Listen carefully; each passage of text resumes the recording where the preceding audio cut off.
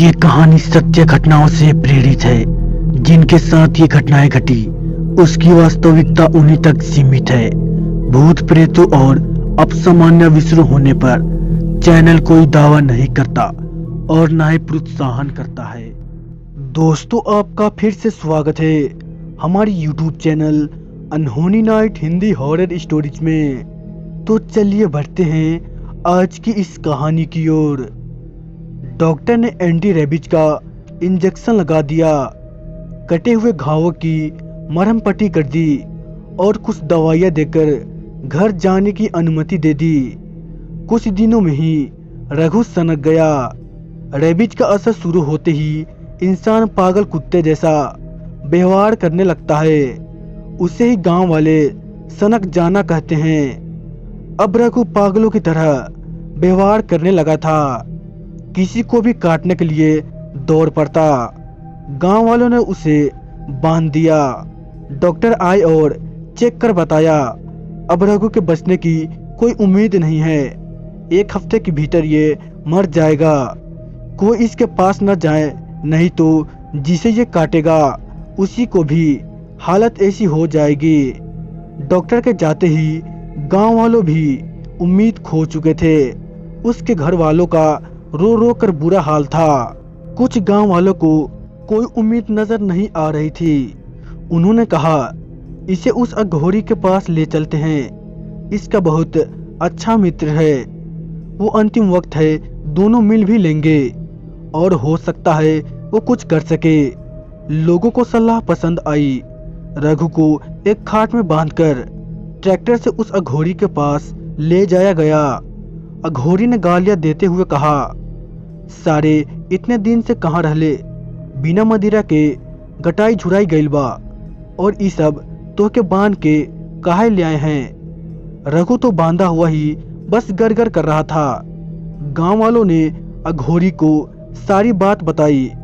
अघोरी ने कहा, खोल दो इसे। गांव वालों ने डॉक्टर की बात बताई।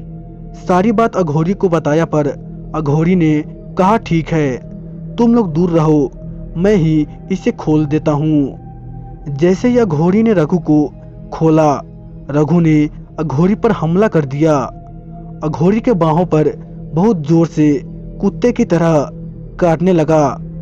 अघोरी मुस्कुराता हुआ बोला, काट सारे, जिंदा काटना है काट। आज तोरे मदिरा का कर्जा उतारे ही पड़ी। रघु जी भरकर जब अघोरी को काट लिया तो शांत हो गया। अघोरी के कटे हुए घाव से खून निकल रहा था। गांव वाले चिंतित थे कि अघोरी को भी अब ये बीमारी न हो जाए, मगर अघोरी के चेहरे पर एक भी सिकन न थी।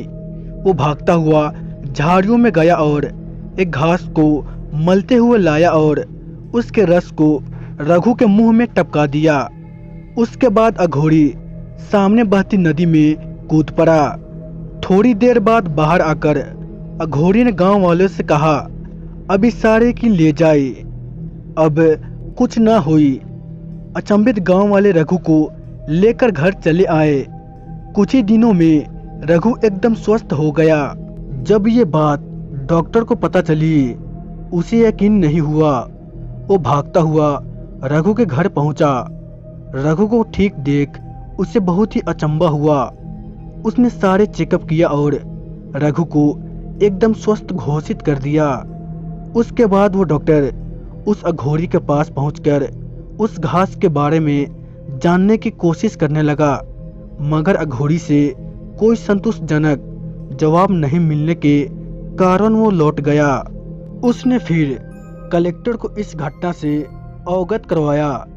कलेक्टर अपनी टीम लेकर उस अघोरी से उस घास के बारे में पूछने की कोशिश की, लेकिन वही ढाक के 3 बात कलेक्टर के बहुत समझाने पर अघोरी ने यही बात कहा, साहब उस वक्त मेरी अवस्था अजीब थी, दिमाग में जो आया मैंने वो कर दिया।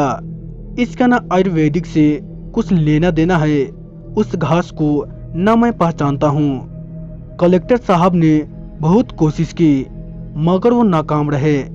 हार कर वो लौट गए। लोग इस घटना को अघोरी का प्रताप मानने लगे। और सम्मान अघोरी की वापसी गांव में करवाई गई। सत्य घटनाओं पर आधारित दोस्तों ये कहानी बस इतना ही।